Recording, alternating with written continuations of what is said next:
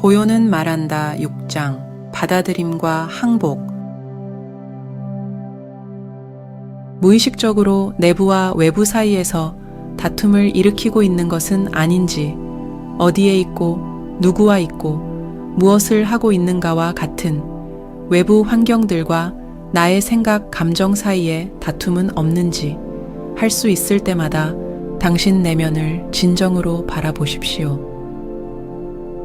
있는 그것에 내적으로 반대하며 서 있는 것이 얼마나 고통스러운지 느낄 수 있습니까? 이것을 알아볼 때 당신은 이제 내면의 전쟁 상태인 이 헛된 다툼을 그만해도 된다는 것을 깨닫습니다.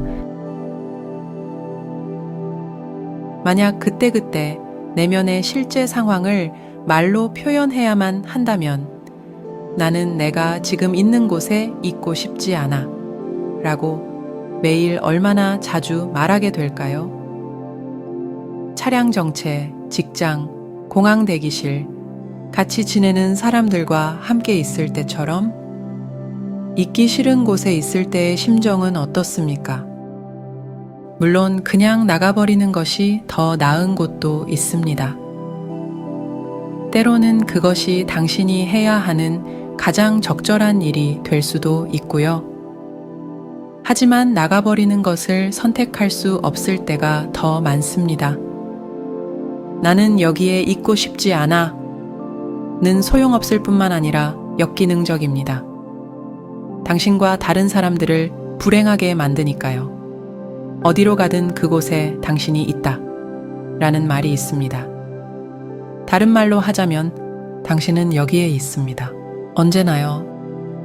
이것을 받아들이는 것이 그렇게 힘드십니까? 모든 감각 인식과 경험을 머리로 이름 붙이는 것이 진정으로 필요하십니까? 상황들이나 사람들과 거의 끊임없이 갈등을 빚는 지금 있는 곳에서의 좋다 싫다 하는 맞대응 관계를 정말 맺어야만 할까요? 아니면 그것은 그저 깊숙하게 자리 잡은 깨뜨릴 수 있는 머릿속 습관인가요? 어떤 일을 행하는 것으로가 아니라 이 순간을 있는 그것으로서 있게 허락하는 것으로 말입니다. 습관적으로 맞대응하는 아니오는 에고를 강화합니다. 네, 는 에고를 약하게 하고요. 당신의 형태의 정체성인 에고는 항복을 견디지 못합니다. 나는 할 일이 너무 많아. 그렇습니다. 하지만 행동의 질은 어떻습니까? 출근하거나, 고객과 대화하거나, 컴퓨터로 일하거나, 개인 볼일을 보거나, 셀 수 없이 많은 일상의 일을 다룰 때 하는 일에 얼마만큼 당신의 모든 것을 주시나요? 당신의 행동은 항복 상태인가요? 아니면 항복 아닌 상태인가요? 이 항복이 인생의 성공을 결정합니다. 얼마만큼 노력하느냐로 결정되지 않지요. 노력은 스트레스와 긴장을 내포하고 있으며 미래의 어떤 한 지점으로의 도달이나 어떤 결과의 성취가 필요합니다. 아주 조금이라도 지금 하는 일을 하고 싶지 않은 마음이 내면에서 감지되십니까? 그것은 삶에 대한 거부이며 따라서 진정으로 성공적인 결과는 불가능합니다. 내면에서 이것을 감지할 수 있다면 하고 싶지 않은 그 마음을 내려놓고 하는 일에 당신의 모든 것을 주는 것도 가능하지 않을까요? 한 번에 한 가지씩 하십시오. 어떤 스님은 선의 핵심을 이렇게 정의합니다. 한 번에 한 가지씩 한다는 것은 하는 일의 전적인 상태가 되는 것, 그 일에 당신의 모든 깨어있는 관심을 주는 것을 의미합니다. 항복한 행동, 힘을 부여받은 행동이지요. 있는 그것에 대한 받아들임은 당신의 자아감뿐만 아니라 내면 상태까지도 더는 선과 악이라는 마음 판단에 의존하지 않는 깊은 영역으로 데려가 줍니다. 삶의 그러함에 네 라고 말할 때, 있는 그것으로서 이 순간을 받아들일 때, 당신은 깊은 평화의 광활감을 내면에서 느낄 수 있습니다. 표면적으로는 여전히 햇볕 좋은 날에 행복하고, 궂은 날에는 그다지 행복하지 않을지도 모릅니다. 수억 원을 얻게 되면 행복하고, 모든 것을 잃어버리면 불행할지도 모르고요. 행복도 불행도 더는 그렇게 깊이 들어가지 못합니다. 그것들은 당신 있음의 표면에서 일어나는 잔물결이니까요. 내면에 있는 배경의 평화는 외부 속박과는 상관없이 영향을 받지 않은 채 남아있지요. 있는 그것에 대한 는 끊임없이 변동하는 생각과 감정이라는 내적, 외적 속박에 종속되지 않은 내면에 있는 깊은 차원의 모습을 드러내줍니다.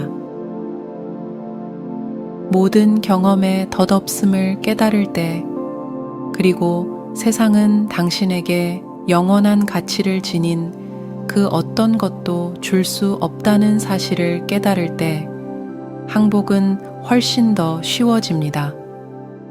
그런 후에도 계속해서 사람들을 만나면서 경험과 활동을 하겠지만 에고 자아의 욕망과 두려움은 없지요.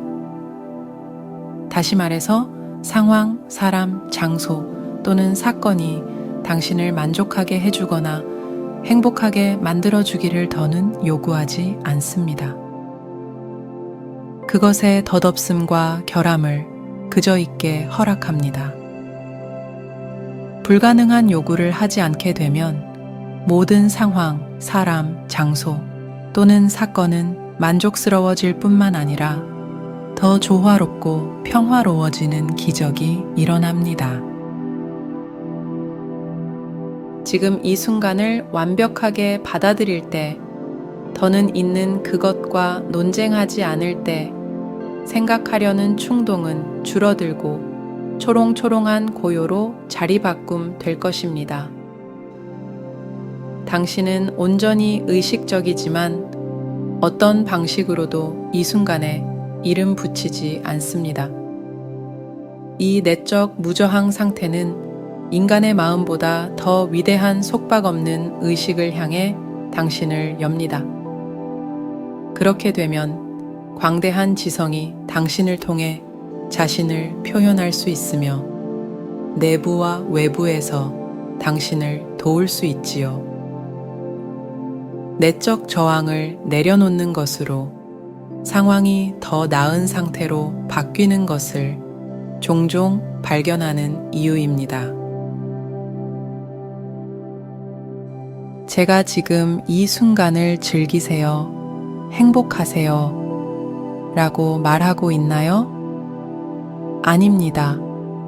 지금 이 순간의 그러함을 허락하세요. 그것으로 충분합니다. 항복은 이 순간에 대한 항복이지 어떤 이야기에 대한 항복이 아닙니다. 그 이야기를 통해서 당신은 이 순간을 해석하고 그런 후에 운명이라고 체념하려 하지요. 장애가 생겨서 더는 걸을 수가 없게 될 수도 있습니다. 속박은 있는 그것으로서 있지만 마음은 어떤 이야기를 만들지도 모릅니다. 이것이 내 인생이 도달한 지점이야. 휠체어 신세가 되고 말았어. 삶은 냉혹하고 불공평해. 내가 이런 꼴을 당할 수는 없어. 지금 이 순간의 그러함을 받아들이는 동시에 마음이 그 주위에 만드는 이야기와 혼동하지 않을 수 있겠습니까? 왜 나한테 이런 일이 일어나지? 라고 더는 묻지 않을 때 항복은 옵니다.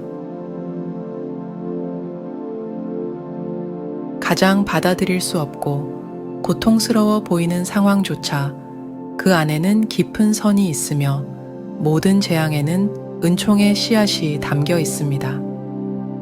역사를 통틀어 엄청난 상실, 병, 수감 또는 임박한 죽음에 직면하여 도저히 받아들일 수 없어 보이는 상황을 받아들임으로써 모든 이해를 넘어서는 평화를 찾아낸 사람들이 있었습니다. 받아들일 수 없는 것에 대한 받아들임은 이 세상 은총의 가장 커다란 원천입니다. 어떤 대답과 설명도 소용없는 상황이 있습니다.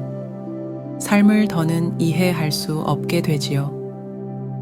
절망에 빠진 사람이 와서 도움을 요청하는데도 무엇을 해야 할지, 무슨 말을 해줘야 할지 모를 때가 있습니다. 모른다는 것을 온전히 받아들일 때 한정된 생각하는 마음으로 해답을 찾으려 애쓰는 것을 그만두게 되며 그때가 되어야 더욱 위대한 지성이 당신을 통해 작동할 수 있습니다. 지성이 흘러들어와 영감을 주므로 생각까지도 도움을 받을 수 있고요. 때로는 이해하려는 시도를 그만두고 알지 못함에 편하게 되는 것이 항복입니다.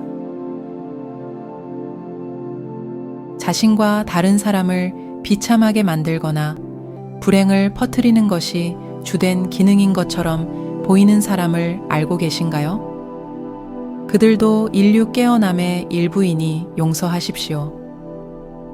그들이 하는 역할은 에고 의식의 악몽 상태, 즉 항복하지 않은 상태의 강화를 나타냅니다. 이 모든 일은 개인의 일이 아닙니다. 그것은 진정한 그들이 아니니까요. 저항에서 받아들임으로의 아니오에서 네로의 내적 전환을 항복이라고 말할 수도 있습니다. 항복할 때면 당신의 자아감은 맞대응이나 머릿속 판단과 동일화되는 것에서 맞대응이나 판단의 주위에 있는 공간이 되는 것으로 전환합니다. 생각이나 감정 같은 형태와의 동일화에서 있음으로의 전환이며 당신 자신을 형태 없음, 즉 광활한 알아차림으로써 알아보는 것으로의 전환입니다.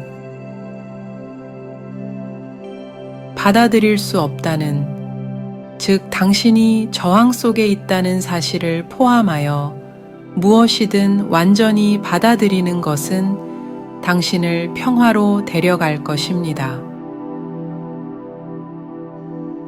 삶을 가만히 놓아두세요. 삶이 있게 허락하세요.